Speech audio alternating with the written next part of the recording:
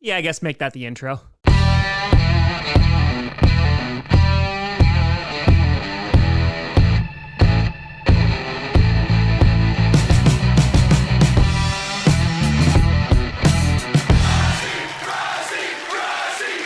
Grossi Posse Packer Nation. Welcome to an episode of Packcast, the podcast where you don't, I do Packers fan, but it sure does help. I'm your host, Tom. Brandon Perna is dead to me because he cursed the Packers 2 times in a row. Grossi, and today we're going to be jumping through the top 10 teams post-2025 NFL draft, and this is really starting to get down to the nitty-gritty. After the schedule release next Wednesday, we're going to get into the long offseason, where news will be scarce and the only thing we'll be waiting for is what team is Aaron Rodgers going to play for.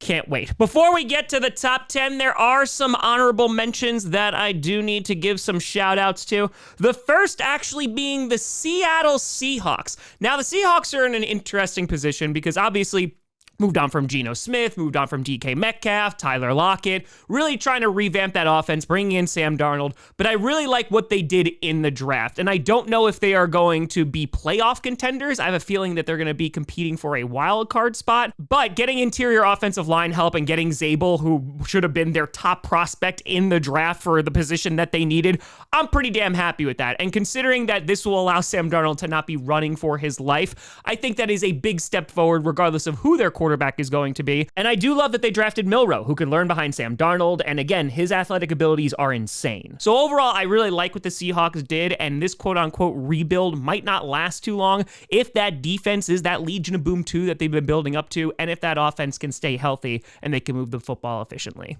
And another bird team I gotta give a shout out to is the Atlanta Falcons. I love them taking a huge swing here and also not drafting a quarterback in the first round by double dipping at edge rusher, a position of need for the past, century for the Falcons. And the fact that this defensive front could actually be a formidable unit could make that team substantially better. They had an opportunity to win the NFC South last year and they just couldn't get it done. And if Michael Penix is the real deal, who knows? Maybe this is the year for Kyle Pitts. I will never trust him ever. But overall, I really like the Falcons draft, and who knows, maybe they'll be contending for a wild card spot as well, and maybe even the division. And the final shout out I gotta give post-draft is the purple incarnation of Satan, the Minnesota Vikings. Now, I might get crap for not putting the Minnesota Vikings in the top 10, but here's my logic with this. One, they're Satan, and Satan is bad. That should be all that you need, but I'll go into more depth. I had the Vikings in the top 10 post-free agency because I really like what they did in free agency. They re-signed Aaron Jones, and on top of that, they made themselves better in the trenches, just like almost every other NFC North team is doing. And especially after that playoff game in January against the Rams, that offensive line needed to get better.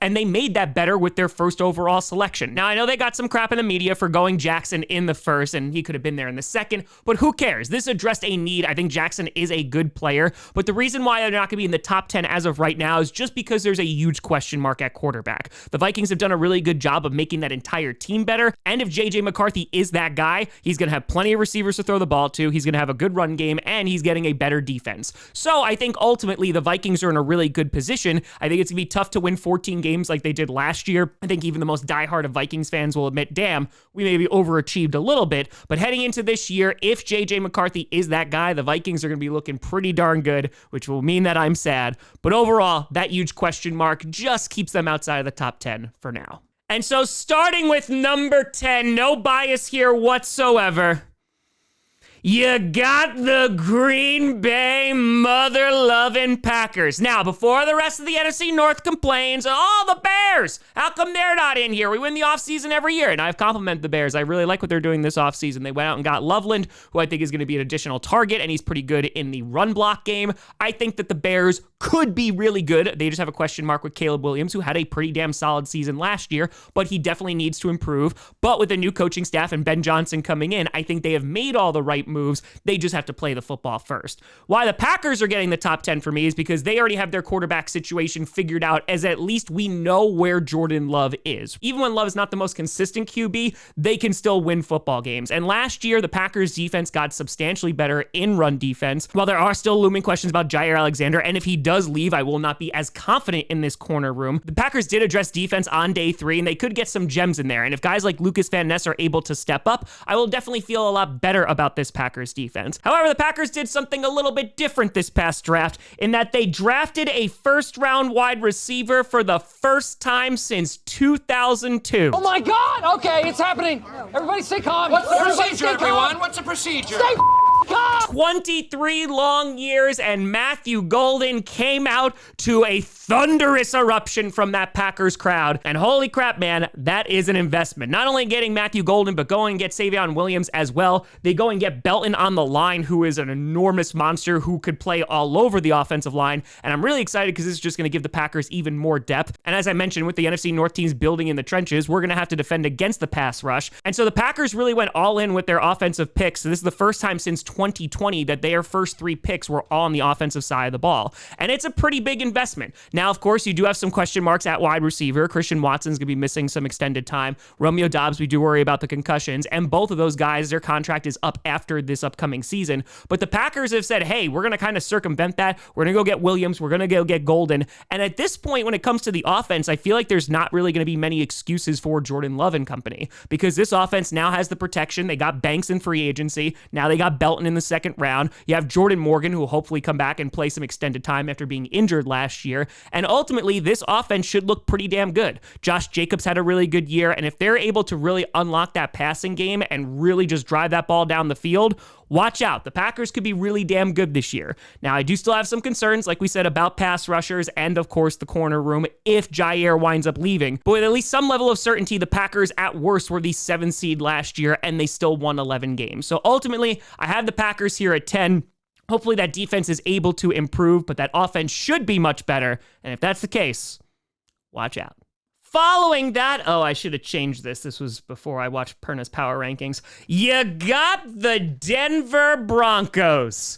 You see, I'm nice to the Broncos. And what do I get in return? Cursed. But let's talk about the Denver Broncos, because they had a pretty interesting draft. I had the Broncos at number 10 in the post-free agency power rankings, and I moved them up to number 9 because the Broncos added possibly the best corner in the draft to an already excellent secondary. You shall not pass! Going out and getting Barron was a little bit of a surprising move, but considering you have PS2 back there, who's a phenomenal corner, and you can make an argument one of the best, if not the best, in the NFL. The fact that they got Hufanga from the 49ers, that secondary is built to go. And while the Broncos are definitely not a perfect team, they went out and got RJ Harvey and Pat Bryant to make that offense a little bit better. They got Ingram during free agency. And so Bo Nix, if he's able to rely on a consistent run game, the Broncos are going to be pretty damn good. And that defense, like I said, that secondary is going to be the no-fly zone 2.0 if it comes to fruition. So ultimately, I think the Broncos are going to be in a very competitive division this year. The Raiders got better, the Chargers got better, and the Chiefs, at bare minimum, they were still in the Super Bowl last year. And if Simmons hits, they're going to be real good. So ultimately for the Broncos, I like what they're doing. We'll see how Bo Nix is going to do in his second year in the NFL. If he's able to take those strides and, like I said, be able to lean on a run game and actually have a target, especially when it comes to tight end, the Broncos could be a pretty damn good force this year. And if not, well, then maybe they're the ones who got cursed. Grossi cursed. Broncos country, let's rock. Then going up at number 8, you got the Tampa Bay Buccaneers. The Buccaneers, I was singing their praises after free agency. They re-signed Godwin. They brought in Hassan Reddick. Levante David's coming back. The whole crew is getting back together. And then when it came to the draft, they just kept adding to that wide receiver room. All right. Okay. All right. Okay. That's good. That's good. It's enough slices! And I don't think it's too crazy to say that there are definitely some question marks after that pick, and it has nothing to do with Egbuka and the player that he could be. I think Egbuka was the most ready wide receiver prospect in the first round, barring Travis Hunter, and adding him to a room with Godwin and Evans, that offense could be really, really good. And they're another team that you're able to get a really good run game going. The Buccaneers are going to be a damn good team this year. Now, there were some question marks when it came to the secondary and edge rushers, but they addressed that as the draft went on. And with injury concerns with Godwin and also Evans, it makes sense why you go Egbuka. It just seemed like there were maybe some other positions of need that they could have targeted that wasn't wide receiver because they just got McMillan last year. But ultimately, the Buccaneers won the NFC South last year. They won a really competitive game against the Commanders that they could have won, barring a fumble. And ultimately, I think they're still in the driver's seat to win the NFC South this year. Their biggest competition is going to come against the Falcons. We'll see how good the Panthers are this year. But in terms of the Buccaneers and Baker Mayfield, who has had this career renaissance in Tampa, I like the Buccaneers' chances. That offense should be even more potent, and if that pass rush is able to get after the quarterback, they are going to be a very balanced football team, which I think you're going to need. And who knows, while I think they will still be favorites to win the NFC South, maybe this could potentially put them over the top. I know there's some Buccaneers fans who have doubts about Todd Bowles and Liam Cohen going over to Duval.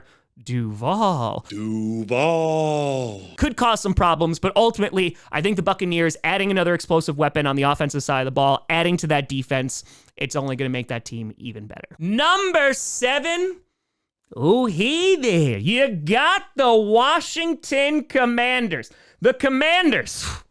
Things are looking pretty damn good. They got some more protection for Jaden Daniels. They got plans for a new stadium, at least it's kind of an old stadium that they're going back to, an RFK stadium. Oh, and the draft is also coming to Washington, D.C. Our future's so bright, we gotta wear shades, Mini-Me. Everything's turning up wildflower. But let's talk about the Commanders. They had an insane season last year. I had all the doubts in the world with that defense. And while that defense wasn't excellent, it far surpassed my expectations, getting all the way to the NFC Championship game. And that's why I think the assumption was that they were going to be targeting the defense with their first pick. But instead, they decided to go and get Connerly, which I really like because, hey, they went and got Tunsil to make that offensive line better. Their offensive line was not fantastic last year. So now they have a left tackle. On top of that, going to get Connerly and getting some depth there, it is never a bad thing to have a good offensive line. And now that you know that Jaden Daniels can play frickin' frackin' ball, you want to do everything you can to protect your franchise quarterback. On the other side of the ball, adding to the secondary with Amos, I love that pick. I mean, I wanted him for the Packers, and again, the Packers potentially still need a corner, but that's neither here nor there. In terms of the Commanders, there are some things they did during free agency that didn't move the needle for me a whole lot. Going at Deebo Samuel, I just don't know what Deebo Samuel is going to show up. If it's 2021 Deebo Samuel, then I like it a lot. But ultimately, they just gave a 5th round pick. So if it doesn't work out, it is not the end of the world. And I think the Commanders are in a pretty good spot right now. The Giants are still rebuilding, but they should have a pretty good defense. The Cowboys, I think they will improve and they'll be fighting for second place with the Commanders. And of course, you still have the Eagles. But the Commanders being able to do what they did last year and getting that experience, and that was really just year 1 of the rebuild. I'm excited to see what progression they take this year and if Wildflower can make it all the way this time. Number 6, you got the LA Rams. Oh, I know, I'm real high on the Rams, and I know that there's some people that are crapping on their draft a little bit, but they traded out of the first round. I know, no shocker there, but they picked up the Falcons' first round pick next year. I'll make that deal. How about you, Udovich? You make that deal? I'd make that deal. I don't blame you. Damn good deal. Pretty good. But why am I so high on the Rams? Let's talk about it. They went and got Ferguson, who should be a nice target for Matthew Stafford. On top of that, getting Hunter and getting some more stability in the run game, never a bad thing. And then they decided to go defense. Now, I still think they need to add some pieces, especially to their secondary. That's why there's the rumors of Jalen Ramsey potentially going over to the Rams. But I love the Rams this season because of what they did in free agency. They went and got Devontae Adams. Matthew Stafford got extended, and they're hoping that Stafford's able to play at least a couple more years. And you saw what that defensive front could do last year. It was insane. Their ability to get after the quarterback was truly phenomenal, and not just because they did it against the Vikings and it was really funny. They were just really damn good. And if that offense is able to take that additional step, the Rams are going to be in a really good spot, and they're also in a division that they should be able to win. The 49ers, they got things going on. The Seahawks, as I mentioned before, they're kind of in this rebuild process, but they also have some questions, but they'll be competitive. And the Cardinals, I really like what they did on defense, but we just have to wait and see if they're going to be able to put it all together. So I think the Rams should be favored to win the NFC West, so I like the division that they're in right now. I like the moves they made in free agency, and if these draft picks hit on offense, it's just more weapons for Matthew Stafford. And as long as everything behind the defensive line is a little bit better than it was last year, they're going to be in a pretty good spot. So I got them at number 6, and let's see how far the Rams can go.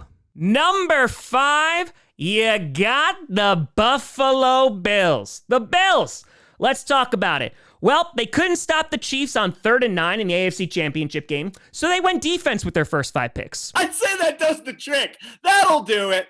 Yeah, that'll do it. Yeah, I'd say that'll do it. Going out and getting Hairston, who's a little bit smaller but incredibly speedy, is going to be a welcome addition to that secondary. But I didn't just like the Hairston pick. Going out and getting Jackson and getting another edge rusher, man, I really like that pick. I know they put some eggs in the basket with Joey Bosa, but I think Bills fans will agree we just kind of have to see if he is going to wind up playing, any impact he's going to have. But they needed to get younger at that position. And ultimately for the Bills, they were still a really damn good team last year. I know they got some crap, and Bean came on and said, hey, don't you be talking about wide receivers, because they put up plenty of points near the end of the season, including the playoffs. And that is 100% correct. And for the Bills, they're also in a very fortunate division right now. The Patriots are rebuilding, the Jets are the Jets, and the Dolphins, I'm just hoping to see some sign of life from the Miami Dolphins. And so for the Bills, not only are they in a great division where they should be favored to win, but on top of that, Josh Allen's coming off an MVP award. They added to this defense, which is the unit that needed to get better. So if that offense is anywhere where they were last year and that defense gets better,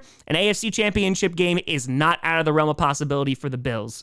But we are just waiting for them to actually beat the Chiefs in the playoffs. Speaking of, at number 4, you got the Kansas City Chiefs. The Chiefs, I really like their draft. The Chiefs could have gotten the best offensive lineman in the draft if he can get healthy. It is the work of the devil. Leave it where it belongs, in New England. New England has been fighting the devil for more than 100 years. And as of now, Brother Sherman, the devil has been winning, hands down. The Chiefs needed to address left tackle. They did some stuff in free agency, but going and getting Simmons at 32, and they got an additional 5th-round pick out of it.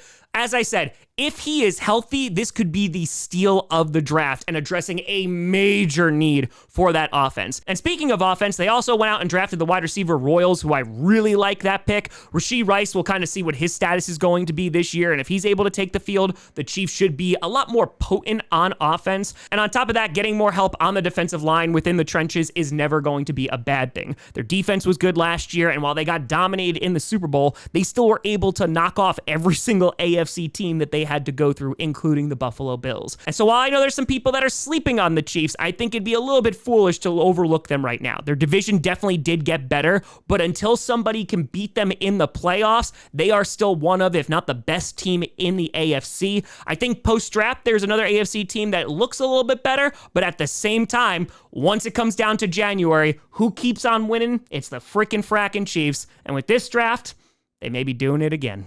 Number 3, you got the Baltimore Ravens. And this is only because they had one hell of a draft, which I feel like happens every single year. And while their draft was super impressive, their most important offseason move is still the fact that they paid Ronnie Stanley. How can I get you to stay? Money. More money, more problems, Stanley. Let me ask you this.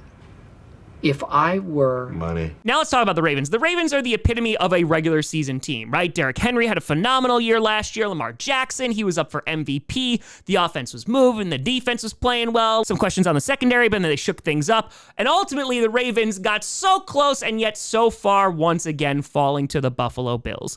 Now, let's kind of put this all together. They go out and get Starks, who they're going to pair with Hamilton to make that secondary even better. They're still shopping around to potentially go and get another corner. But they also got potentially one of the steals of the draft in Mike Green. Now, I know there's a bunch of off-the-field concerns with some serious accusations against Green. If he's able to take the field, though, I don't think there's anyone that's doubting the amount of talent that he has. We're just going to have to see how that plays out. But ultimately, for the Ravens, I think they made their defense significantly better, and it was already pretty darn good to begin with. Their offense, if they're able to run the ball like they did last year, either with Lamar Jackson or Derrick Henry, they're going to be just fine. DeAndre Hopkins is not moving the needle too much for me. I think he's just a little bit too old, and while he can can be consistent in at least catching the ball. I don't think it's going to stretch the field, but this team has shown that they can win regardless of who their receivers are, as long as they're able to stay true to their run game. Can they do that this year and maybe get over the hump and get to the Super Bowl? I think that's what we're all waiting for. If these defensive picks work out, they very well could. And ultimately, we just got to wait and see post-regular season. Number 2, you got the Detroit Lions, who did not steal a draft pick from me this year. Suck it, Brad Holmes. I'm sorry. It's been a rough few years. You just keep on taking my players. But let's talk about the Lions. The Lions keep on getting graded really harshly over and over for their drafts, but guess what? They work out for them. Sorry for underestimating the plan, Skipper. It's okay, Kowalski. Just don't ever doubt me again. I know that Lions fans wanted to go get an edge rusher in the first round with guys like Ezraku, who's still there, but going and getting Williams is going to be a massive addition to that defensive front and is really going to help them in the run game. On top of that, their pass rush should be better when their star pass rusher returns in Aiden Hutchinson, who's currently rehabbing right now. So if he's able to come back at full strength, they're going to be just fine on the defensive side of the ball. And ultimately, the Lions added to the trenches in this draft, which has been a winning formula for them for years. The big question mark for the Lions, besides Aiden Hutchinson's return, is going to be, hey, how is this team without their coordinators? Of course, you have Ben Johnson and also Aaron Glenn going to greener pastures. Well, one went to Chicago and the other one went to New Jersey. I don't know about greener pastures, but they went away. And so now we're about to see how good of a coach Dan Campbell really is. Of course, the Lions not even winning a playoff game last year like the rest of the NFC North and losing to the Washington Commanders, which is not so good. And as long as Jared Goff isn't throwing like 5 interceptions, this offense could be really damn good. Their run game's phenomenal with Monty and Gibbs. Their receiving game is damn good with St. Brown. And ultimately, I think the Lions are still going to be one of the better teams in the NFC. As I mentioned before, the question marks are definitely there at coordinator, but I think Dan Campbell is a good enough coach to overcome that. Of course, we'll see when they eventually take the field, but right now, they're coming in at number 2. And finally, number 1, no shocker here, you got the reigning, defending Super Bowl champions, the Philadelphia frickin' Eagles. The Eagles, their fans have finally stopped celebrating their Super Bowl win to learn about their draft picks. Can you repeat the part of this stuff where you said all about the things?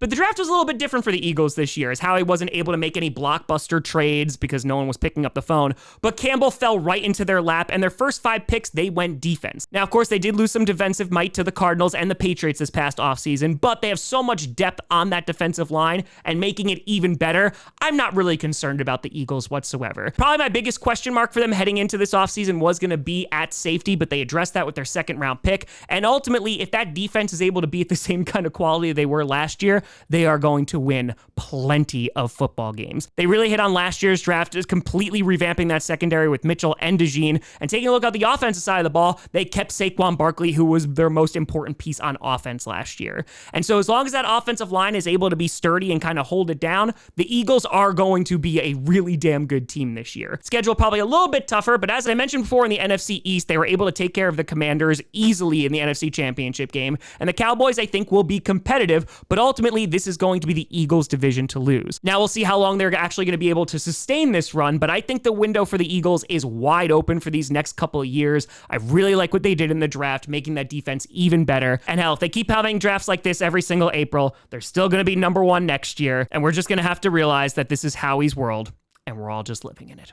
Is this an insult or a backhanded compliment? What are we doing here? But just to recap, at number 1, you got the Eagles, 2 Lions, 3 Ravens, 4 Chiefs, 5 Bills, 6 Rams, 7 Commanders, 8 Buccaneers, 9 Broncos, and 10 the Green Bay mother-loving Packers.